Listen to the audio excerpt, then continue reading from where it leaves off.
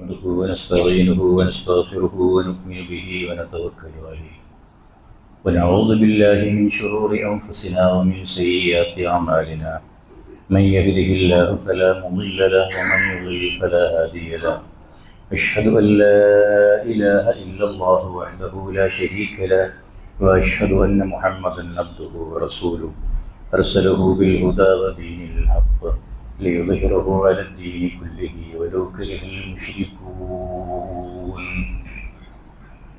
اللهم صل على محمد وعلى آل محمد كما صليت على إبراهيم وعلى آل إبراهيم إنك حميد مجيد اللهم بارك على محمد وعلى آل محمد كما باركت على إبراهيم وعلى آل إبراهيم إنك حميد مجيد أما بعد فإن خير الكلام كلام الله وخير السنن سنن محمد صلى الله عليه وسلم وشر الأمور محدثاتها وكل محدثة بدعة وكل بدعة ضلالة أيها الإخوة والأخوات أوصيكم وإياي أولا بتقوى الله أعوذ بالله السميع العليم من الشيطان الرجيم ومن آياته أن خلق لكم من أنفسكم أزواجا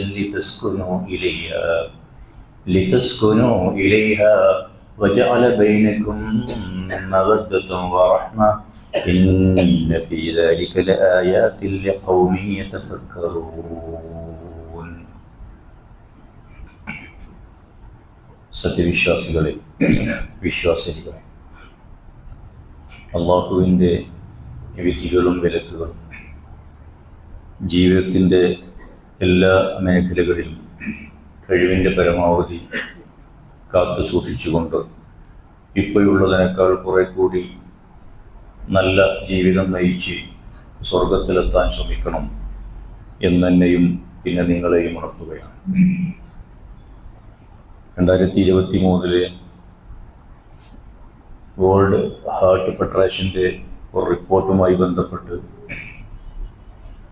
നാട്ടിൽ നടക്കുന്ന ചർച്ചയുടെ ഭാഗമായി കഴിഞ്ഞ ആഴ്ചയിൽ കുറച്ച് കാര്യങ്ങൾ നമ്മൾ സംസാരിച്ചു. ഭർത്താക്കന്മാരായ ആളുകൾ നേരിടേണ്ടി വരുന്ന പ്രയാസങ്ങൾ ആയിരുന്നു ആ വിഷയം. ഭാര്യമാരുടെ ഭാഗത്തു നിന്ന് ശ്രദ്ധക്കുറവ് മൂലമോ വിവരക്കേട് മൂലമോ അവിവേകം മൂലമോ സംഭവിച്ചു പോകുന്ന അത്തരം തെറ്റുകൾ വരാതിരിക്കാനുള്ള മുൻകരുതൽ എടുക്കാനുള്ള ആവശ്യമായിരുന്നു കഴിഞ്ഞ ഖുതുബയിൽ ഞാൻ വെച്ചത്.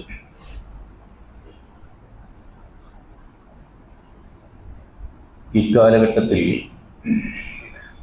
കല്യാണം കഴിച്ച് ഒരു മണവാട്ടിയായി കയറിപ്പോകുന്ന പെൺകുട്ടികൾക്ക് സമൂഹത്തിൽ നിന്ന് ഒരു റോൾ മോഡൽസിനെ കാണാൻ ചിലപ്പോൾ സാധിക്കൂല. അതിൽ റോൾ മോഡൽസിന് പങ്കില്ലെങ്കിലും അത് നമുക്ക് പിന്നീട് പറയാം. കാണുന്നതൊക്കെയും നമ്മൾ കഴിഞ്ഞാഴ്ച സൂചിപ്പിച്ച പോലെയുള്ള ചിത്രങ്ങളും രൂപങ്ങളും ഒക്കെയാകുമ്പോൾ അത് തന്നെ അവരുടെ ജീവിതത്തിലും സംഭവിച്ചു പോകുന്നതിൽ കുറ്റപ്പെടുത്തുന്നതിൽ അർത്ഥമില്ല. ഒരു പെൺകുട്ടി പ്രായം തികഞ്ഞ് വിവാഹത്തോടെടുക്കുന്ന സന്ദർഭങ്ങളിൽ മാതാപിതാക്കൾക്കും സമൂഹത്തിൽ നിന്നുമൊക്കെ ചില ഉത്തരവാദിത്തങ്ങളുണ്ട്. ആ ഉത്തരവാദിത്തങ്ങൾ അവളെ ഒരു നല്ല ഇണയാകാൻ, ഭാര്യയാകാൻ പ്രാപ്തയാക്കാൻ പറ്റുന്ന രൂപത്തിലുള്ള ഉപദേശങ്ങൾ നൽകുക എന്നതാണ്. അള്ളാഹുവിൻ്റെ കിതാബിൽ നമുക്ക് എപ്പോഴും പരിചയമുള്ള, പലപ്പോഴും കേൾക്കുന്ന നിക്കാഹിൻ്റെ ഖുതുബകളിൽ സ്ഥിരം വരാറുള്ള ഒരു ആയത്താണ് ഇപ്പോൾ നിങ്ങൾ കേട്ടത്. ബിൻ ആയാതിഹി അൻ ഖലഖ ലക്കും മിൻ അൻഫുസികും അസ്വാജൻ ലിതസ്കുനു ഇലൈഹ. നിങ്ങളെ നിങ്ങളുടെ കൂട്ടത്തിൽ നിന്നുള്ള ഇണകളായി നിങ്ങൾക്ക് വേണ്ടി ഇണകളെ സൃഷ്ടിച്ചു എന്നത് അള്ളാഹുവിൻ്റെ ആയത്തുകളിൽ ദൃഷ്ടാന്തങ്ങളിൽപ്പെട്ടതാണ്. അഥവാ ഈ പ്രപഞ്ചത്തിന് ഒരു സൃഷ്ടാവുണ്ട്, ഒരു ദൈവമുണ്ട്, ഒരു നിയന്താവുണ്ട് എന്ന് തെളിയിക്കാൻ ആവശ്യമായ രേഖകളിൽ ഒന്നാണ് മനുഷ്യന് വേണ്ടി, നമുക്കൊക്കെ വേണ്ടി അള്ളാഹു സുബ്ഹാനഹു വ തആല നമ്മുടെ കൂട്ടത്തിൽ നിന്നൊരു ഇണയെ മാറ്റി വെച്ചിട്ടുണ്ട് എന്നത്. വജഅല ബൈനകും മവദ്ദത്തൻ വറഹ്മ, അവർക്കിടയിൽ മവദ്ദത്ത്, റഹ്മത്ത് എന്നീ രണ്ട് അറബി പദങ്ങൾ മലയാളത്തിലേക്ക് ട്രാൻസ്ലേറ്റ് ചെയ്യുമ്പം ധാരാളം പറയണം.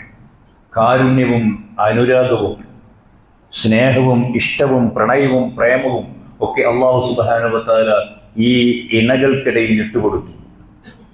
ഈ ഇണകൾക്ക് എന്തിനാണ് ഇങ്ങനെ ഇണതുണ ബന്ധമുണ്ടാക്കിയത്? ലിതസ്കുനു ഇലൈഹ, ഈ അസ്വാജികൾക്ക് അങ്ങോട്ടും ഇങ്ങോട്ടും പരസ്പരം ശാന്തതയും സമാധാനവും സ്വസ്ഥതയും ഉണ്ടാവാൻ വേണ്ടി. അതാണ് ഇന്ന് ആളുകൾ അന്വേഷിക്കുന്നത്. കടകളിൽ പോയി ലക്ഷങ്ങളോ കോടികളോ കൊടുത്താൽ കിട്ടാവുന്ന ഒരു സാധനത്തിന്റെ പേരല്ല മനസ്സമാധാനം എന്നത്, സന്തോഷം എന്ന സാധനവും. അപ്പൊ ഈ സംഗതികൾ ആളുകൾ അന്വേഷിച്ചുകൊണ്ടേയിരിക്കുകയാണ്. പക്ഷെ ആളുകൾ കൃത്യമായുള്ള അന്വേഷണത്തിൽ അല്ല ഉള്ളത് എന്ന് പ്രവാചകൻ നമ്മളെ പഠിപ്പിക്കുന്നുണ്ട്. ശുദ്ധ ഖുർആൻ സൂറത്ത് തൗബയിൽ 34-35 ആയത്തുകളിലൂടെ ഒരു ഹുക്മ് പറഞ്ഞു. ആ ഹുക്മ് വല്ലദീന യക്നിസൂന അദ്ദഹബ വൽഫിദ്ദ വലാ യുൻഫിഖൂന ഫീ സബീലില്ലാഹ്, സ്വർണവും വെള്ളിയും ഒക്കെ കൂമ്പാരമായി ശേഖരിച്ചു വെക്കുകയും ഒരു നിധിയായി സൂക്ഷിച്ചു വെക്കുകയും എന്നിട്ട് അതിന്റെ നിർബന്ധ വിഹിതമായ സക്കാത്ത് നൽകാതിരിക്കുകയും ചെയ്താൽ ഫബശ്ശിറുഹും, അവർക്ക് സന്തോഷ വാർത്ത അറിയിക്കണം പ്രവാചകരെ, ബിഅദാബിൻ അലീം, വേദനയേറിയ ശിക്ഷയുണ്ടെന്ന്. ആ ശിക്ഷ എന്താണ് എന്ന് 35-ാമത്തെ ആയത്തിൽ ഇങ്ങനെ പറഞ്ഞു. അതൊക്കെ ഇങ്ങനെ നരകത്തിൽ ഇങ്ങനെ പഴുപ്പിച്ച് അവരെ മുതുകിലും ശരീരത്തിന്റെ വിവിധ ഭാഗങ്ങളിൽ ഇങ്ങനെ ചുട്ടു പൊള്ളിക്കുന്ന അവസ്ഥയുണ്ടാകുമെന്ന്. ഈ ആയത്ത് മദീനയിലെ സഹാബത്തിന്റെ സ്വാസ്ഥ്യം കെടുത്തി. അവർ അതിങ്ങനെ പല പല വിധേന ചർച്ച ചെയ്തു. ഉമർ ഇബ്നുൽ ഖത്താബ് റളിയല്ലാഹു തആല അൻഹു അതിന് ഇതിന്റെ ഒരു വിശദീകരണം തേടി പ്രവാചകന്റെ സന്നിധിയിലെത്തി. പ്രവാചകയെ, ഞങ്ങളാകെ പ്രശ്നത്തിലാണ്, വിഷമത്തിലാണ്, ആർക്കാണ് ഇതിൽ നിന്ന് ഇങ്ങനെ രക്ഷപ്പെട്ടു പോകാനൊക്കെ കഴിയുക? ഇത് കുറച്ച് കടുപ്പമേറിപ്പോയി എന്ന രൂപത്തിലാണ് ഈ പ്രതികരണം. അള്ളാഹുവിന്റെ പ്രവാചക തിരുമേനി സല്ലല്ലാഹു അലൈഹി വസല്ലം തിരിച്ചു ചോദിക്കുന്നൊരു ചോദ്യമുണ്ട്. അല്ലെങ്കിൽ എന്തിനാ നിങ്ങൾ ഇങ്ങനെ സ്വർണവും വെള്ളിയും ഒക്കെ കൂമ്പാരമായി കൂട്ടിവെക്കുന്നത്, ശേഖരിക്കാൻ കഷ്ടപ്പെടുന്നത്?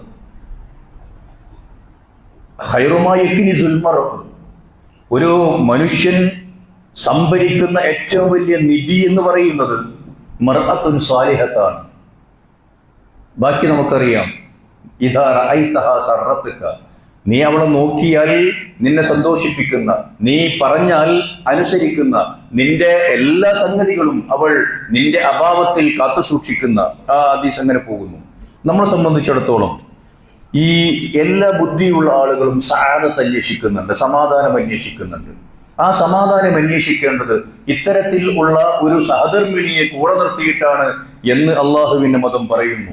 സഹോദരിമാരെ, ഇതാണ് നിങ്ങൾക്ക് ഇസ്ലാം മതം വകവെച്ച് നിൽക്കുന്ന വല്ലാത്തൊരു എന്താ പറയാ സ്ഥാനം.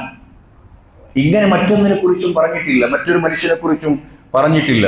ഒരു മനുഷ്യനെ സംബന്ധിച്ചിടത്തോളം ഇദാ വുഫിഖൽ ഇൻസാൻ ലിഇംറഅത്തിൻ സാലിഹ ഫീ ദീനിഹാ ഫഅഖ്ലിഹാ ഫഹാദാ ഖൈറു മതാഇദ് ദുനിയ ലിഅന്നഹു തഹ്ഫളുഹു ഫീ സിർരിഹി വമാലിഹി വവലദിഹി.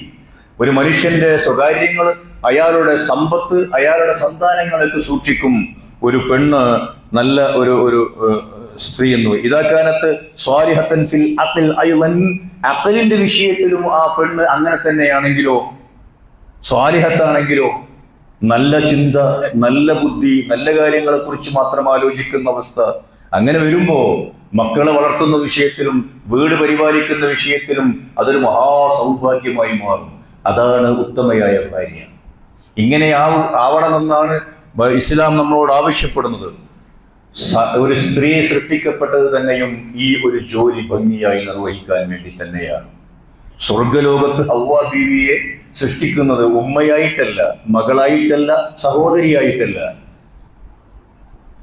ഒരു ഭാര്യയായിട്ടാണ്, സഹധർമ്മിണിയായിട്ടാണ്, മണവാട്ടിയായിട്ടാണ്. എന്താ പറയാൻ പറ്റുമോ? അവിടെയാണ് ഒരു സ്ത്രീയെ സംബന്ധിച്ചിടത്തോളം ഏറ്റവും നല്ല റോൾ അഭിനയിക്കുവാനുള്ളത്. എന്താണ് ആ റോൾ? ലിതസ്കുനു ഇലൈഹ, രണ്ടു കൂട്ടർക്കും വേണം മനസ്സമാധാനം. അതിനവൾ വധൂതായിരിക്കണം എന്ന് അള്ളാഹുവിന്റെ പ്രവാചക തിരുമേനി പഠിപ്പിക്കുന്ന ഒരു വല്ലാത്ത ഷർത്തുണ്ട്. വധൂതാവണം, കല്യാണം കഴിക്കുന്ന പെണ്ണ്. സഹോദരിമാര് വധൂതാവാനുള്ള പരിശ്രമത്തിലാണ്. അങ്ങനെയാണ് അവരുണ്ടാവേണ്ടത്. ഞാൻ നേരത്തെ സൂചിപ്പിച്ച പോലെ ഒരു പെൺകുട്ടിയെ കല്യാണം കഴിച്ച് കൊടുത്തയക്കാൻ നേരത്ത് ഒരു മഹദി, അസ്മാ ബിൻത് ഖാരിയത്തുൽ ഫിസാരി എന്ന് പറയുന്ന ഒരു മഹദി അവർ ആ കല്യാണം ഉറപ്പിച്ച തൻ്റെ മകളെ മുന്നിൽ നിർത്തി പറയുന്ന ചില ഉപദേശങ്ങളുണ്ട്. ആ ഉപദേശങ്ങളിലൂടെ നമുക്ക് കടന്നു പോവാം. അവർ പറയുന്ന എന്താന്നോ, ലൗ അന്ന ഇംറഅത്തൻ ഇസ്താനത് അനി സൗജി ലിഅന അബവൈഹ വശിദ്ദതി ഹാജതിഹിമാ ഇലൈഹ കുന്തി അഅനന്നാസ് അനി സൗജ്. മാതാപിതാക്കൾ സംഭരിച്ചു വെച്ച സമ്പത്ത് മതി ഒരു സ്ത്രീക്ക് എങ്കിൽ, അവരുടെ ജീവിതത്തിന് അത് മാത്രം മതിയെങ്കിൽ, ആവശ്യങ്ങൾ നിറവേറ്റാൻ വാപ്പയും ഉമ്മയും മതിയായിരുന്നുവെങ്കിൽ മോളെ, നിന്റെ വാപ്പയും ഉമ്മയും നല്ല സമ്പത്തുള്ള ആളുകളാണ്.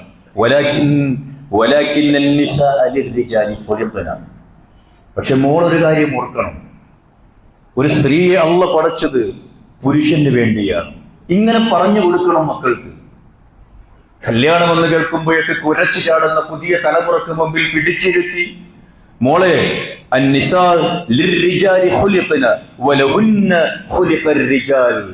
അവർക്ക് സാന്ത്വനമേകാനും അവർക്ക് സംരക്ഷണമേകാനും അവരെ തീറ്റിപ്പോറ്റാനും അവർക്ക് മുമ്പിൽ ഒരു സംരക്ഷണത്തിന്റെ കുടയായി അല്ലെങ്കിൽ ഒരു വൻ മരമായി എഴുന്നു നിൽക്കാനും ആണ് പുരുഷനെ പടച്ചത് എന്ന് നീ മനസ്സിലാക്കണം.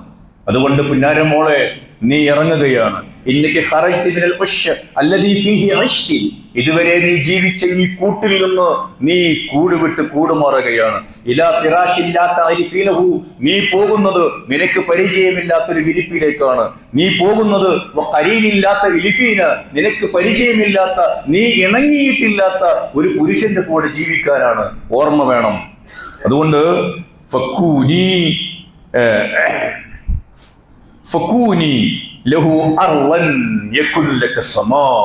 നീ ഒരു ഭൂമിയായി നിന്റെ ഇക്കയുടെ മുമ്പിൽ നിന്ന് കൊടുക്കുകയാണെങ്കിൽ ആ ഇക്ക നിനക്കൊരു ആകാശമായി തണലിട്ട് തരും. ഓർക്കണം എന്റെ പുന്നാരമോൾ. നീ ഒരു തൊട്ടിലായി, കളിത്തൊട്ടിലായി മാറുകയാണെങ്കിൽ നിന്റെ മുമ്പിൽ വലിയ ഒരു കുത്തബ് മിനാർ പോലെ നിനക്ക് അദ്ദേഹത്തെ കാണാൻ കഴിയും. നീ ഒരു അടിമയായി മുമ്പിൽ നിന്ന് കൊടുത്താൽ, നീ ഒരു അടിമ സ്ത്രീയായി നിന്ന് കൊടുത്താൽ, അവൻ ഒരു അടിമയായ പുരുഷനായി മുമ്പിലുണ്ടാകും. കണക്ക് പറയലും അവകാശവാദങ്ങളും തത്വജ്ഞാനങ്ങളും ഒക്കെ വലിച്ചെറിഞ്ഞ് ഇങ്ങനെ താഴ്മയോടുകൂടി എന്റെ പുന്നാരമ്പോൾ നിന്ന് കൊടുക്കണം. 10 കാര്യങ്ങൾ എന്റെ കുട്ടിയെ ഞാൻ ഓർമ്മപ്പെടുത്തട്ടെ. നമ്പർ 1, ഖനാഅത്തോടുകൂടിയുള്ള ഒരു സഹബത്താണ് ഉണ്ടാവേണ്ടത്. കൂടെ താമസിക്കേണ്ടതും കൂടെ ജീവിക്കേണ്ടതും ഖനാഅത്തോടു കൂടിയായിരിക്കണം. ഖനാഅത്തില്ലെങ്കിൽ ഈമാനില്ല. അത് ഇതിന്റെ അവസാനം ഒന്നുകൂടി പറയുമ്പോൾ നിങ്ങൾക്ക് മനസ്സിലാവും. ഖനാഅത്തില്ലെങ്കിൽ ഈമാനില്ല. ഖനാഅത്താണ് ഈമാനിന്റെ ആദ്യപടി, തൗഹീദിന്റെ ആണിക്കല്ല്. അള്ളാഹു വിധിച്ചതാണ് എന്റെ ഇക്കയിലേക്ക്. അള്ളാഹുവാണ് എന്റെ ഇണയായി ഇയാളെ തെരഞ്ഞെടുത്തത്. അതുകൊണ്ട് ഇതാണ് അള്ളാഹ് നിശ്ചയിച്ചത് എന്ന ഒരു വിശ്വാസത്തിലേക്ക് ഈ കുട്ടി നിക്കാഹിന് മുമ്പ് ഈ കല്യാണം നിശ്ചയിച്ച അന്ന് വന്നു നിൽക്കേണ്ടതുണ്ട്. വൽ മുആശറ ബിഹുസ്നി താഅ. ഭാര്യ ഭർത്താക്കന്മാർക്കിടയിലുള്ള ദാമ്പത്യ ജീവിതമുണ്ടല്ലോ എന്റെ പുന്നാരമോളെ, അത് അങ്ങേയറ്റം സുന്ദരവും മനോഹരവുമായ രൂപത്തിൽ നീ അങ്ങേയറ്റം ഇക്കയെ അനുസരിച്ചുകൊണ്ട് മുമ്പോട്ട് പോകുന്ന അവസ്ഥയാവണം. ഇതാണ് നേരത്തെ പറഞ്ഞ ഒരു വധൂതായ പെണ്ണിന് മാത്രം സാധിക്കുന്ന ഒരു സംഭവം. സ്നേഹം എന്നത് ഒരു കലയാണ് എന്നാളുകൾ പറയാറുണ്ട്. സ്നേഹം എന്നത് പ്രിയപ്പെട്ടവരെ അതൊരു ഈമാനാണ്, ഈമാനിന്റെ ഭാഗമാണ്. സ്നേഹത്തെ ആദർശമായി കാണുന്നു നമ്മളുടെ മതം. എന്നിട്ട് ഓരോ സ്നേഹത്തിന്റെയും എങ്ങനെയായിരിക്കണം അത് അപ്ലൈ ചെയ്യേണ്ടത് എന്ന് കൃത്യമായി പഠിപ്പിക്കുന്നുണ്ട്. അതുകൊണ്ട് ദമ്പതിമാരായ ആളുകൾ സ്നേഹം ഡെപ്പോസിറ്റ് ചെയ്യാൻ ശീലിക്കണം. സ്നേഹം വിഡ്രോ ചെയ്യുന്ന അവസ്ഥയുണ്ടാവരുത്. അതൊരു വിഷയമായിട്ട് പറയേണ്ടത്. സ്നേഹം ഡെപ്പോസിറ്റ് ചെയ്യാൻ ശ്രമിക്കാറുണ്ടോ സഹോദരന്മാർ? ഒരു പെൺകുട്ടി ഒരു ഭാര്യയായി കടന്നു ചെല്ലുമ്പം ആദ്യം പഠിക്കേണ്ടത് അതാണ്. വിഡ്രോ ചെയ്തു പോകരുത്. ഞാൻ ബാങ്കിൽ പണം നിക്ഷേപിക്കുന്ന പോലെ എൻ്റെ ഇക്കയുടെ മനസ്സിൽ സ്നേഹം കൊണ്ട് നിറക്കണം എന്ന ഒരു വാശിയിലായിരിക്കണം പോകേണ്ടത്. B romantic. അതിന് റൊമാൻറ്റിക് ആവുകയല്ലാതെ മറ്റു മാർഗങ്ങളൊന്നുമില്ല. ദുശ്ശാഠ്യക്കാരിയും പിടിവാശിക്കാരിയും വഴങ്ങാത്തവളുമായി ഇങ്ങനെ മുഖം വീർപ്പിച്ച് ഇങ്ങനെ മറ്റുള്ളവർക്ക് വേണ്ടി ഉടുത്തൊരുങ്ങി അണിഞ്ഞൊരുങ്ങി പുറമെ പോകുന്ന പലരും റൊമാൻറ്റിക് മൂഡിലല്ല ഭർത്താവിന്റെ മുമ്പിലുള്ളത്. ഇസ്ലാം വളരെ കണിശമായി പറഞ്ഞ സംഗതികൾ നമ്മൾ കഴിഞ്ഞ ആഴ്ച പറഞ്ഞു. നമുക്കറിയാവുന്ന ഹദീസുകൾ. ആശയം പറഞ്ഞു സമയക്കുറവ് കൊണ്ട്. ഒരു പുരുഷൻ ഒരു സ്ത്രീയെ ഇംഗിതത്തെ സാധിക്കാൻ വേണ്ടി വിളിക്കുന്നു. അടുക്കളയിലെ ജോലി തിരക്കുകൾക്കിടയിലാണെങ്കിൽ പോലും വഴങ്ങണം. അറിയാവുന്ന ഹദീസ്. രാത്രികാലങ്ങളിൽ ഇതിന് വിസമ്മതം പ്രകടിപ്പിച്ചാൽ കഴിഞ്ഞ ആഴ്ച നമ്മൾ ചർച്ച ചെയ്തു, നേരം പുലരുവോളം മലായികത്തിന്റെ ശാപമുണ്ടാകുമെന്ന്. അങ്ങനെ ഈ ഒരു അവസ്ഥയിൽ എങ്ങനെയായിരിക്കണം ഒരു പെണ്ണ് എന്നതിനെ കുറിച്ച് എന്തുമാത്രം കൽപ്പനകളുണ്ട്. എന്തിനാ അത്രമാത്രം കൽപ്പനകൾ? ഞാൻ ആവർത്തിക്കുന്നു കഴിഞ്ഞ ഖുതുബയിലെ ഒരു സെന്റൻസ്. അതാണ് ദാമ്പത്യ ജീവിതത്തിന്റെ അടിക്കല്ല്. യാതൊരു തർക്കവും ആ വിഷയത്തിലില്ല.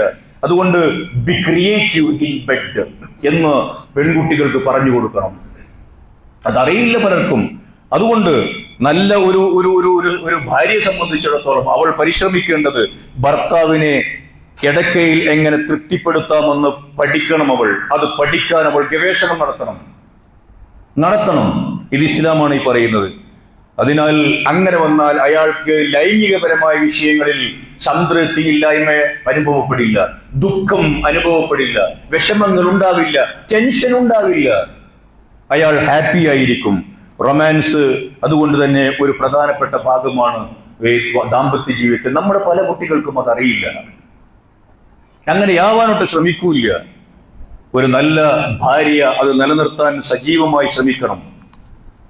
റൊമാൻറ്റിക് ആയ ആശയങ്ങൾ അതുപോലെ തന്നെ ആശ്ചര്യങ്ങൾ ആസൂത്രണം ചെയ്തുകൊണ്ടേയിരിക്കണം. വാത്സല്യം പ്രകടിപ്പിക്കണം. ബന്ധം ആവേശകരവും അടുപ്പവും നിലനിർത്താനുള്ള ബന്ധത്തിലെ ആവേശവും അടുപ്പവും നിലനിർത്താനുള്ള വഴികളിൽ മർമ്മപ്രധാനമായ അത് തന്നെയാണ്. അതുകൊണ്ട് തന്നെ പ്രണയം വർദ്ധിപ്പിക്കുവാനുള്ള ട്രിക്കുകൾ തൻ്റെ സഹധർമ്മിണിയിൽ നിന്നുണ്ടാകുന്നത് കാണുന്ന ഒരു ഭർത്താവിനെ സംബന്ധിച്ചിടത്തോളം നിരന്തരമായ സ്നേഹവും അഭിനിവേശവും ആവേശവും വർദ്ധിച്ചു വരുന്നൊരവസ്ഥയുണ്ടാകും. ഇതാണ് ദാമ്പത്യ ജീവിതത്തിൽ പെൺകുട്ടികൾ നന്നായി അവരെ പറഞ്ഞ് മനസ്സിലാക്കി കൊടുക്കേണ്ടത്. ഈ ഉമ്മ മകളോട് പറയുന്ന മൂന്നാമത്തെ പോയിന്റ്, മോളെ, നീ അദ്ദേഹത്തിന്റെ കണ്ണിന്റെയും കാതിന്റെയും മൂക്കിന്റെയും ടേസ്റ്റ് അറിയണമെന്നാണ്. അതിന്റെ സ്ഥാനങ്ങൾ മനസ്സിലാക്കണം, ടേസ്റ്റ് അറിയണം. നിന്നിൽ നിന്ന് നല്ല നല്ല നല്ല സുഗന്ധമല്ലാതെ അയാൾ വാസനിക്കാൻ ഇടവരരുത്. നിന്നിൽ നിന്ന് മനോഹരമായ പദങ്ങളല്ലാതെ അയാൾ കേൾക്കാൻ ഇടവരരുത്. നിന്നെ സുന്ദരിയായിട്ടല്ലാതെ നിന്റെ ഇക്ക കാണാൻ ഇടവരരുത്. ഒരു ഉമ്മയാണ് ഈ പറഞ്ഞു കൊടുക്കുന്നത്. നാലാമത്തെ പോയിന്റായി ഉമ്മ പറഞ്ഞു, അയാളുടെ ഭക്ഷണത്തിന്റെ സമയമറിയണം. ഞാൻ ചേർത്ത് പറയുന്നു, സമയവും ടേസ്റ്റും അറിയണം. അദ്ദേഹത്തിന്റെ ഇഷ്ടമറിയണം. ഇഷ്ടമില്ലാത്തത് ഏത് എന്ന് പഠിക്കണം. സൂപ്പർ ഷെഫാകാൻ ശ്രമിക്കണം. ഒരു ജില്ലയെ അടക്കി ഭരിക്കുന്ന കലക്ടർ പോസ്റ്റ് നിങ്ങൾക്ക് ലഭിച്ചാലും പ്രിയപ്പെട്ട അനിയത്തിമാരെ, നല്ല ഓഫീസിൽ ചെന്നിരിക്കുന്ന സമയത്ത് അല്ലെങ്കിൽ കടകളിൽ ചെന്നിരിക്കുമ്പോൾ, ജോലി സ്ഥലങ്ങളിൽ ചെന്നിരിക്കുമ്പോൾ രാവിലെ കഴിച്ച പ്രാതലിന്റെ രുചി അവരുടെ നാവിന്റെ തുമ്പിൽ ഉച്ചവരെയും ഉണ്ടാവണം എന്ന രൂപത്തിൽ ഭക്ഷണ പദാർത്ഥങ്ങൾ പാകം ചെയ്യണം. എത്ര വലിയ ക്രൂര മനസ്സുള്ള ഭർത്താക്കന്മാരെയും നിങ്ങൾക്ക് ഒരു കൊച്ചുകുട്ടിയെ പോലെ അനുസരണയുള്ളമായി മുമ്പിൽ നിർത്താനുള്ള ഏറ്റവും പ്രധാനപ്പെട്ട ഒരു ആയുധമായി നിങ്ങളുടെ ഭക്ഷണത്തിന്റെ ടേസ്റ്റിനെ മനഃശാസ്ത്രജ്ഞന്മാർ പറയുന്നത് എന്തുകൊണ്ടാണ് എന്ന് പഠിക്കണം. ഒരു നല്ല ഭാര്യയാകാനുള്ള ഏറ്റവും പ്രധാനപ്പെട്ട സമീപനം നിങ്ങളുടെ ഭർത്താവിന്റെ വയറിനെ സന്തോഷിപ്പിക്കുകയാണെന്ന് സൈക്കോളജിയിൽ ആളുകൾ പറയുന്നു. അതൊരു സംഗതിയാണ്. അതുകൊണ്ട് തന്നെ നമ്മളെ സംബന്ധിച്ചിടത്തോളം അയാളെ രുചി മുകുളങ്ങൾ നന്നായി ടേസ്റ്റ് നിങ്ങൾ അറിയാൻ സാധിക്കണമെന്ന് സൂചിപ്പിക്കുകയാണ്. ഇതൊന്നും പലപ്പോഴും ആളുകൾ ശ്രദ്ധിക്കാറില്ല. ഇനിയുള്ള കാലഘട്ടത്തിൽ ഒരു ഭാര്യയുടെ കൈപുണ്യം ഭർത്താവിന് അനുഭവിക്കാനാവുമോ എന്നറിയില്ല. കാരണം അത് അപ്പുറത്തെ മന്തിക്കടയിലെ ആളുകളുടെ കൈപുണ്യമോ അല്ലെങ്കിൽ അപ്പുറത്തെ ഹോട്ടലിലെ റെസ്റ്റോറൻറ്റുകളുടെ ആളുകളുടെ സംഗതിയോ ആയി മാറുകയാണ്. അള്ളാഹുവിന്റെ പ്രവാചകന്റെ ജീവിതത്തിൽ ഇങ്ങനെ പ്രവാചക തിരുമേനി സല്ലല്ലാഹു അലൈഹി വസല്ലമയുടെ ഭാര്യമാരുണ്ടാക്കി കൊടുക്കുന്ന ഭക്ഷണത്തെ കുറിച്ച് പറയുന്നില്ലേ? ഉണ്ട്. എന്നിട്ട് അതിന് പ്രവാചക തിരുമേനി പ്രോത്സാഹനം നൽകുന്ന തിരിച്ചു പറയുന്നത് കാണുന്നില്ലേ? ഉണ്ട്. നമ്മളതൊന്നും വായിക്കാറില്ല. വായിക്കാറ് ഞാനേതായാലും കെട്ടിക്കൊണ്ടുവന്നല്ലേ ഓർവർ ഉണ്ടാവില്ലേ എന്ന ക്രമത്തിൽ പുരുഷനും അതൊക്കെ മതി എന്ന ക്രമത്തിൽ സ്ത്രീയും പോയാൽ സംഗതി അപകടം ചെയ്യും. 5ാമത്തെ ഉപദേശം ആ ഉമ്മ നൽകി, അയാൾ കിടന്നുറങ്ങുമ്പോ നീ സ്വസ്ഥത നൽകണം എന്ന്.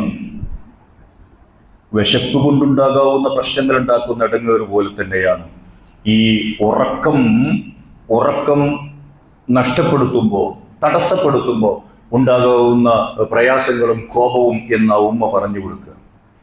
അതുപോലെ 6ാമത്തതായി പറഞ്ഞു, അവിടെ എത്തുമ്പം നിനക്ക് ഒരു ഉപ്പയും ഒരു ഉമ്മയും വേറെ ഉണ്ടാകും. ഭർത്താവിന്റെ സഹോദരങ്ങളും സഹോദരിമാരും അങ്ങനെ ഉണ്ടാകും. അതൊരു കുടുംബമാണ്, നിന്റെ കുടുംബം. ആ കുടുംബത്തിലെ അംഗങ്ങളെയും ആ കുടുംബത്തെ പരിചരിക്കുന്ന ആളുകളെയും ആ കുടുംബവുമായി ചുറ്റിപ്പറ്റി ജീവിക്കുന്ന ആളുകളെയും നന്നായി ബഹുമാനിക്കുവാനും കാണാനും പരിചരിക്കുവാനും അവരുടെ കൂടെ നിൽക്കാനും എന്റെ പുന്നാരമോൾക്കാവണം. അതുപോലെ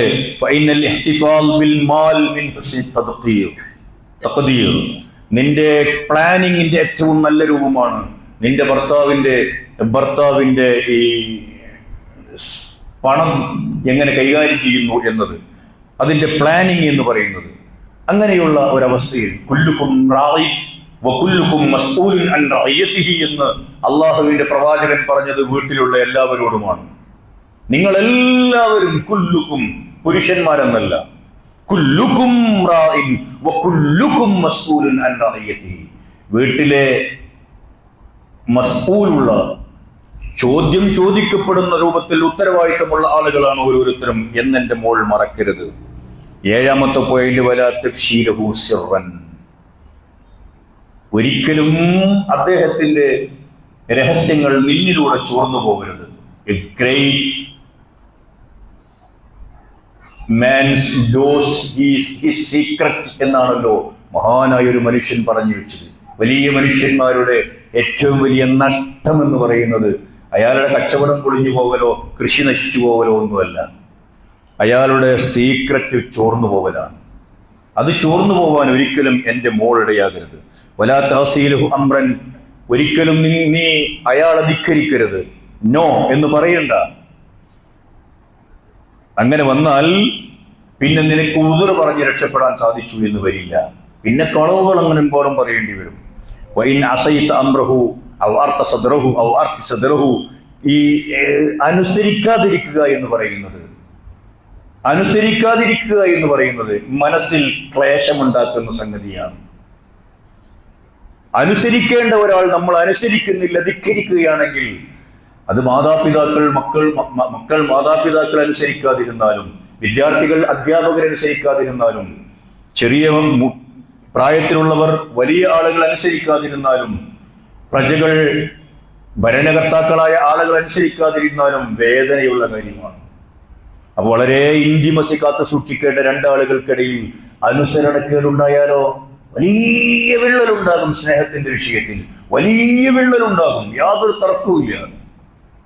ഞാൻ അനുസരിക്കുന്നതാണ് വലിയ തെറ്റ് എന്ന് വിചാരിച്ചു പോകുന്ന സഹോദരിമാരുണ്ട്. എന്താ അങ്ങനെ? ഞങ്ങൾ അതുപോലെയുള്ള സ്ത്രീയും പുരുഷനും തുല്യമല്ലേ? ഞാനിപ്പോ ഓനനുസരിച്ചു കൊണ്ട് ഇങ്ങനെ ജീവിക്കണം എന്നെന്താ? ഇത് പറഞ്ഞു കൊടുക്കുകയാണ് ആളുകൾ, പിശാചുക്കൾ, മനുഷ്യ പിശാചുക്കൾ. അങ്ങനെ ഒരു പുരുഷന്റെ കീഴിൽ അനുസരണയോടുകൂടി ജീവിക്കേണ്ടവളല്ല നീ സ്വതന്ത്രയാണ്. ആരായി പറഞ്ഞത്? അങ്ങനെ അനുസരിക്കേണ്ടി വരുമെന്ന് പേടിച്ചിട്ടാണ് സഹോദരിമാർ വിവാഹമേ വേണ്ട എന്ന് പറയുന്നത്. മണ്ടത്തരം, പമ്പരവിഡ്ഢികൾ. എന്താ ഇപ്പം അനുസരിച്ചു പോയാൽ? അതുകൊണ്ട് ഈ ഉമ്മ പറഞ്ഞു കൊടുക്കും, നോക്കൂ നിങ്ങൾ, അത് അയാളുടെ മനസ്സിൽ വലിയ കറയുണ്ടാക്കും, പ്രശ്നങ്ങൾ ഉണ്ടാക്കും. ഇനി ഭർത്താവിന്റെ സ്വകാര്യങ്ങൾ പോകരുതെന്ന് അദ്ദേഹം പറയുന്ന സ്വകാര്യങ്ങൾ അദ്ദേഹത്തിന്റെ വേറെ എന്തെങ്കിലും ജോലി സംബന്ധമായ സംഗതികളോ മാത്രമല്ല, അദ്ദേഹത്തിന്റെ ഒരു സ്വകാര്യ ഇടം നിങ്ങൾ ലംഘിക്കരുത് എന്നുകൂടി നമ്മൾ അർത്ഥം വെക്കുക. ഓരോ ആൾക്കും അയാൾക്ക് സ്വകാര്യമായി ഇരിക്കേണ്ട ചില സമയങ്ങളുണ്ടാവും. കഴിഞ്ഞ ആഴ്ച സൂചിപ്പിച്ച പോലെ അത് അവരുടെ ജോലിയുമായി ബന്ധപ്പെട്ടതോ ഉത്തരവാദിത്തവുമായി ബന്ധപ്പെട്ടതോ ഒക്കെ ആവാം. എല്ലാവർക്കും ആവശ്യമാണ് തനിച്ചായ ചില സമയങ്ങൾ. അത് അത് വകവെച്ചു കൊടുക്കണം എന്നാണ് സൂചിപ്പിക്കുന്നത്. പിന്നെ 8ാമത്തെ കാര്യമായി ഉമ്മ പറഞ്ഞു, അദ്ദേഹം ദുഃഖിച്ചിരിക്കുമ്പോൾ നീ ഒരിക്കലും സന്തോഷിക്കരുത്. അയാൾ ആഹ്ലാദഭരിതനായിരിക്കെ നീ മുഖം വീർപ്പിക്കുകയും അരുത്. രണ്ടുമുണ്ടാവരുത്. ഒന്ന് നിന്റെ ബുദ്ധിശൂന്യതയാണ്, രണ്ടാമത്തത് നിന്റെ മാനേജ്മെന്റിലെ ഏറ്റവും ദുഷിച്ച ഭാഗവുമാണ്. അതുകൊണ്ട് ഭർത്താക്കന്മാരായ ആളുകൾ ആഹ്ലാദഭരിതരായി വീട്ടിലേക്ക് വരുമ്പോൾ അയാൾ ഹാപ്പിയാണ് എന്ന് തോന്നിയാൽ ആ ആഹ്ലാദമൊക്കെ ആ വാതിൽപ്പടിയിൽ ഇല്ലാതെയാക്കാൻ കൽപ്പിച്ചു കൂട്ടി ശ്രമിക്കുന്ന ചില സഹോദരിമാരുണ്ട്. അവർ അതല്ല പ്രാക്ടീസ് ചെയ്യേണ്ടത്.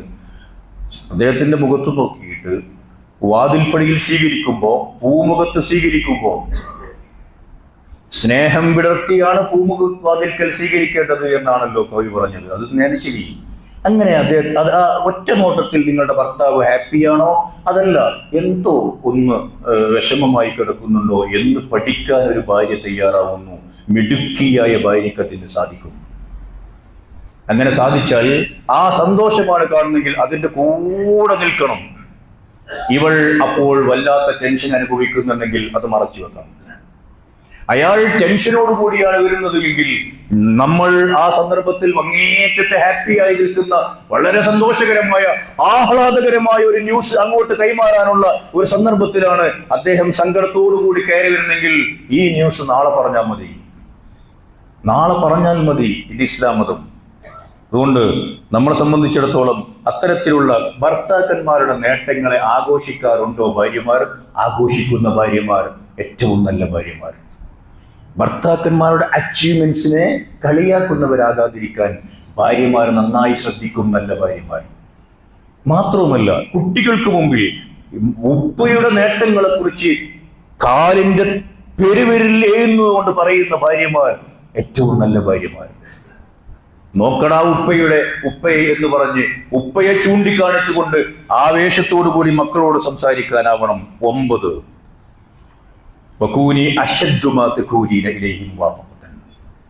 വളരെ പ്രധാനപ്പെട്ട ഒരു പോയിന്റാണ്. സാമൂഹ്യ ജീവിതത്തിൽ നന്നായി ഇടപെട്ടുകൊണ്ടിരിക്കുന്ന പല ചെറുപ്പക്കാരും കല്യാണം കഴിഞ്ഞതിന് ശേഷം അത്തരം ഫീൽഡുകളിൽ കാണാതെയാകുന്നുണ്ട്, അപ്രത്യക്ഷരാകുന്നുണ്ട്. മരിച്ചുപോയതല്ല, നാട് വിട്ടുപോയതല്ല. അവരുടെ കോളറിന്റെ പിന്നിൽ ശക്തമായ ഒരു കൊളുത്തു ബന്ധുള്ളതാണ്. ആ കൊളുത്ത് ഭാര്യയുടേതാണ്. വേണ്ട. പിന്നെ സാമൂഹിക ജീവിതം, മതജീവിതം, സാംസ്കാരിക ജീവിതം, രാഷ്ട്രീയ ഒന്നുമില്ലാത്തൊരവസ്ഥ ഉണ്ടാകാൻ ഇത് സൂചിപ്പിക്കുന്നത് ഭർത്താവിനെ സംബന്ധിച്ചിടത്തോളം അങ്ങനെ വന്നാൽ മോളോട് ഉമ്മ പറഞ്ഞെന്താന്നറിയോ,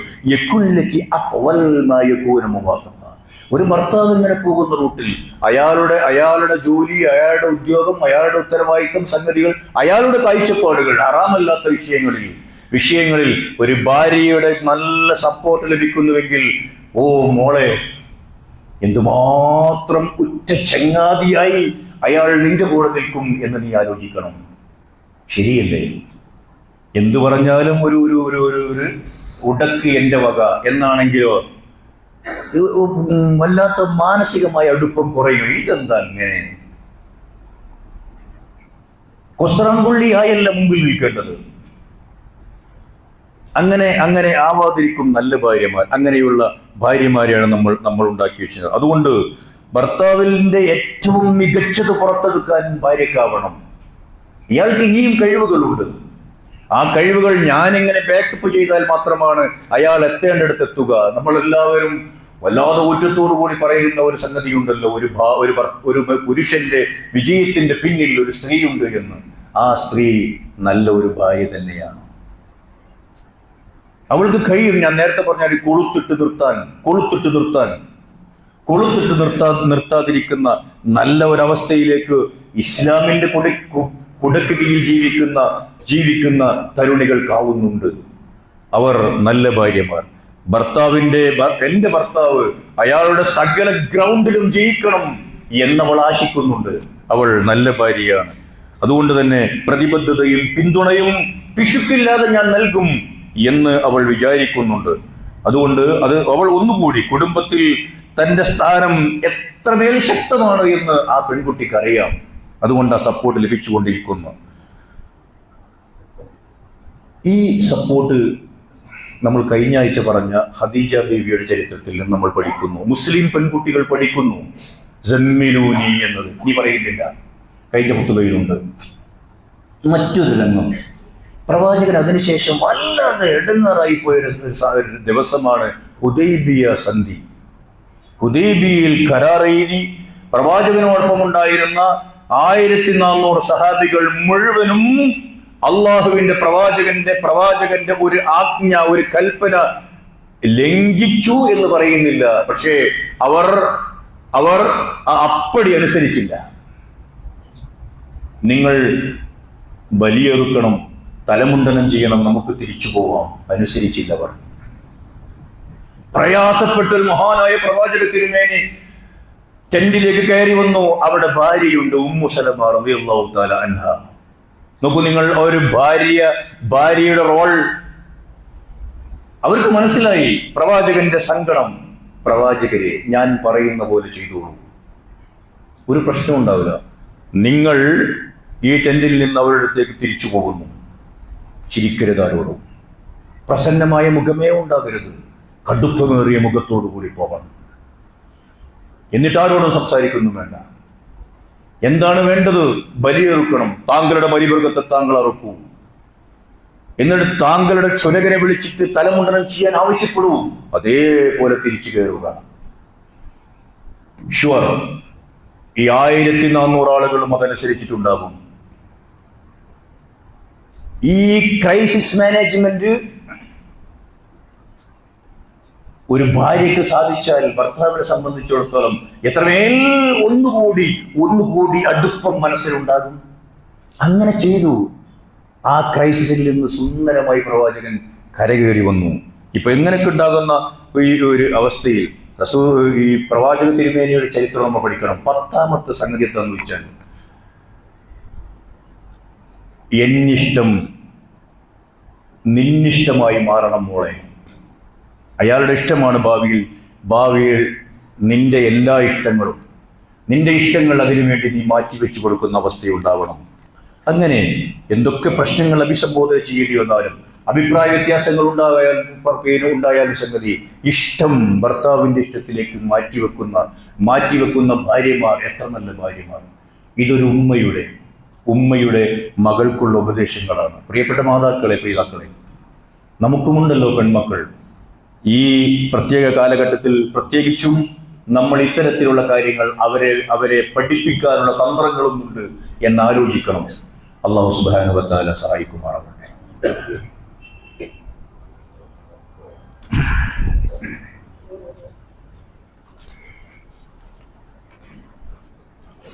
അൽഹംദുലില്ലാഹ് വസ്സലാത്തു വസ്സലാമു അലാ റസൂലില്ലാഹ് വഅലാ ആലിഹി വസഹ്ബിഹി അജ്മഈൻ. അമ്മാ ബഅദ്. അയ്യുഹൽ ഇഖ്വാ വൽ അഖ്വാത്ത്, ഊസിക്കും വഇയ്യായ സാനിയൻ ബിത്തഖ്വല്ലാഹ്. സഹോദരന്മാരെ, സഹോദരികളെ, ദാമ്പത്യ ജീവിതത്തിൽ അള്ളാഹുവിൻ്റെ നിയമനിർദ്ദേശങ്ങൾ പാലിച്ചുകൊണ്ട് കുറെ കൂടി അടുപ്പവും ഇണക്കവും മുറുക്കവുമുള്ള ബന്ധങ്ങൾ രൂപപ്പെടുത്താൻ കരുതിക്കൂട്ടി ശ്രമിക്കണം എന്ന് എന്നെയും നിങ്ങളെ ഞാൻ ഒന്നുകൂടി ഉണർത്തുകയാണ്. എന്തുകൊണ്ടാണ് പലരും ഈ ദാമ്പത്യ ജീവിതത്തിൽ തോറ്റുപോകുന്നത് സർ എന്നൊരു ടീച്ചറോടൊരു കുട്ടി ചോദിച്ച ചോദ്യമുണ്ടല്ലോ. അതിന് ആ ടീച്ചർ നൽകിയ ഉത്തരം കറക്റ്റാണ്. ടീച്ചർ നൽകിയ correct. The exam is very simple, but most of them do not write their own exam. They are copying. അതിൽ ചോദ്യങ്ങളൊക്കെ വളരെ ലളിതമാണ് മക്കളെ. പക്ഷേ അവനവൻ്റെ ചോദ്യങ്ങൾക്കല്ല പലരും ഉത്തരം എഴുതുന്നത്, കോപ്പിയടിക്കുകയാണ്. ഇതിൽ ഈ വാപ്പ എങ്ങനെയാണോ ജീവിച്ചത്, കാക്ക എങ്ങനെയാണോ ജീവിക്കുന്നത്, താത്ത എങ്ങനെയാണോ ജീവിക്കുന്നത് എന്ന് നോക്കരുത്. ഓരോരുത്തരും വ്യത്യസ്തമാണ്. ഓരോ ജീവിതം വ്യത്യസ്തമാണ്. ഓരോന്നും ഓരോ പേഴ്സണാലിറ്റിയാണ്. എൻ്റെ ഭർത്താവ് എൻ്റെതാണ്, എൻ്റെ ഭാര്യ എൻ്റെതാണ്. ഞാനും അവളും തമ്മിലുള്ള ബന്ധത്തിൽ അപ്പുറത്തുള്ള ആളുകൾ കോപ്പിയടിക്കുന്നതിൽ, ലോകത്ത് ആരെയും കോപ്പിയടിക്കുന്നതിൽ ഒരർത്ഥവുമില്ല. അത് വ്യത്യസ്തമാണൊക്കെയും എന്ന് നമ്മൾ മനസ്സിലാക്കണം. ജീവിതമാകുന്ന സ്വന്തം ചോദ്യത്തിന് സ്വന്തം ഉത്തരം എഴുതണം. അതിന് പ്ലാനിങ് എന്ന് വേണമെങ്കിൽ നിങ്ങൾ വിളിച്ചോളൂ. സഹോദരിമാരോട് ഇളം തലമുറയിലെ പ്രിയപ്പെട്ട അനിയത്തിമാരോട്, അതേമാതിരി ദാമ്പത്യ ജീവിതങ്ങൾ തുടങ്ങിപ്പോകുന്ന ആളുകളോടൊക്കെ സൂചിപ്പിക്കാനുള്ളത്, ആ ഫെയറി ടെയിൽ ലോകത്ത് നിന്ന് തിരിച്ചു പോരണം. ഒരുപാട് സങ്കല്പങ്ങൾ, ഒരുപാട് പൂതികൾ, ഒരുപാട് ആഗ്രഹങ്ങൾ. ഭർത്താവ് അങ്ങനെയാവണം, അമ്മോഷൻ കാക്ക ഇങ്ങനെയാവണം, അമ്മായിമ്മ ഇങ്ങനെ ആകാവൂ, വീട് ഇന്നതാവണം, വരുമാനം അത്രയുണ്ടാവണം, കാറ് ഇന്നതാവണം, അങ്ങനെയൊക്കെ ഒരുപാട് ലോകത്ത്. ആ ലോകത്ത് അല്ല ഇപ്പോൾ ഞാനുള്ളത്. ഞാൻ എൻ്റെ റബ്ബ് അല്ലാഹു സുബ്ഹാനഹു വ തആല എനിക്ക് കണക്കാക്കി നിശ്ചയിച്ചു വെച്ച ഒരുത്തൻ്റെ കൂടെയാണുള്ളത്. അയാൾക്ക് ഇത്രയൊക്കെയാണുള്ളത്. അയാളുടെ ഉപ്പ ഇതാണ്, ഉമ്മ ഇങ്ങനെയാണ്, അവരുടെ സ്വഭാവം ഇങ്ങനെയാണ്. ഞാൻ നേരത്തെ പറഞ്ഞത് ഒന്നുകൂടി ആവർത്തിക്കട്ടെ. ഓരോരുത്തരും ഓരോ രൂപത്തിലുള്ള സ്വഭാവക്കാരാണ്. അത് ഉൾക്കൊള്ളാൻ പ്രിയപ്പെട്ട അനിയത്തിമാർക്കാവണം. അതാണ് അസ്സഹ്ബ ബിൽ ഖനാഅ എന്ന ഉമ്മ പറഞ്ഞു കൊടുത്ത ആദ്യത്തെ പോയിന്റ്. അങ്ങനെ ഉള്ള ഒരു അവസ്ഥയിൽ ജീവിച്ചു പോയാൽ സന്തോഷം എന്ന് പറയുന്ന ഒരു സാധനം ഉണ്ടാകും. ഒരു ആനന്ദ സാമ്രാജ്യം തീർത്ത് പ്രിയപ്പെട്ട അനിയത്തിമാരെ, നിങ്ങൾക്കതിലെ റാണിയായി ഈ ലോകത്ത് വിലസാനാവും. മരിച്ചു എന്നാൽ പരലോകത്ത്, പെണ്ണേ, നീ ഇഷ്ടപ്പെടുന്ന വാതിലിൽ ഏതാണോ നിനക്കിഷ്ടം, ആ വാതിലിലൂടെ കടന്നോളൂ സ്വർഗത്തിലേക്ക് എന്ന് അവിടെ നിന്ന് വിളിച്ചു പറയുന്ന അവസ്ഥയും ഉണ്ടാകും. ഇത്രമേൽ സൗഭാഗ്യം ഇസ്ലാമിന്റെ നിയമങ്ങൾ അനുസരിച്ച് കൊണ്ടുപോകുന്ന ഒരു ഭാര്യയ്ക്ക് മാത്രം അവകാശപ്പെട്ടത്. പഠിക്കാൻ തയ്യാറാവുക പ്രിയപ്പെട്ടവരെ. അള്ളാഹു നമ്മെ അനുഗ്രഹിക്കുമാറാവട്ടെ.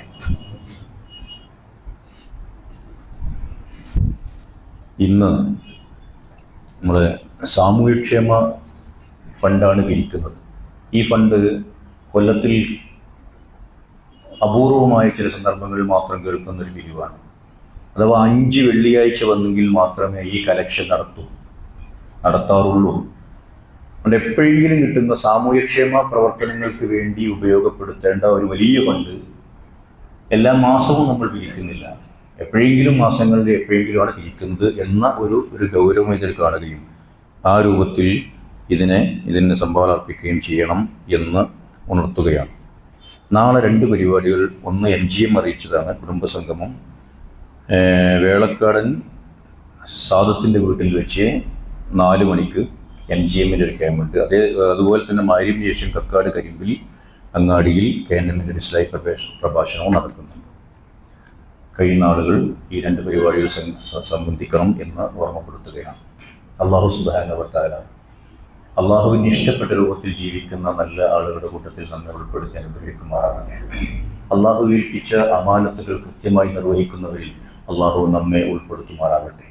നമ്മുടെ കുടുംബജീവിതത്തിൽ വന്നു പോകുന്ന വീഴ്ചകൾ ഇല്ലാതെയാക്കാൻ പരിശ്രമിക്കുന്നവരുടെ കൂട്ടത്തിൽ അള്ളാഹു നമ്മെ ഉൾപ്പെടുത്തുമാറാകട്ടെ.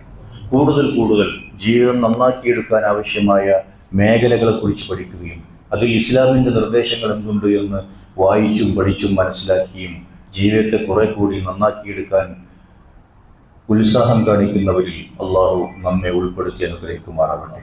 അതിനുള്ള അവസരവും തൗഫീഖും തോന്നിച്ചയും അള്ളാഹു നമുക്ക് നൽകുമാറാകട്ടെ. നമ്മൾ ഇതുവരെ പുലർത്തിപ്പോകുന്ന ദാമ്പത്യ ജീവിതത്തിലെ പ്രയാസങ്ങളും പ്രശ്നങ്ങളും പോരായ്മകളുമൊക്കെ അള്ളാഹു വിട്ടുപുറത്ത് മാപ്പാക്കി തരുമാറാകട്ടെ. നമുക്കെല്ലാവർക്കും നമ്മുടെ ഇണകളിൽ നിന്ന്, സന്താനങ്ങളിൽ നിന്ന് അള്ളാഹു കൺകുളിർമ പ്രദാനം ചെയ്യുമാറാകട്ടെ. നമ്മിൽ നേരത്തെ മരണപ്പെട്ടു പോയവരിൽ നമ്മയും അള്ളാഹു സ്വർഗ്ഗലോകത്ത് ഒരുമിച്ച് ചേർക്കുമാറാകട്ടെ. ജീവിതത്തിലെമ്പാടും പ്രയാസങ്ങൾ അനുഭവിക്കുന്ന, മാനസികമായി തീറ്റുന്ന ആളുകൾക്ക് അള്ളാഹു സൗഖ്യം നൽകി അനുഗ്രഹിക്കുമാറാകട്ടെ. നമ്മുടെ കൂട്ടത്തിലെ രോഗികൾക്ക് അള്ളാഹു ശിഫ നൽകി അനുഗ്രഹിക്കുമാറാകട്ടെ. അല്ലാഹുമ്മ ഗ്ഫിർ ലിൽ മുഅ്മിനീന വൽ മുഅ്മിനാത്ത് വൽ മുസ്ലിമീന വൽ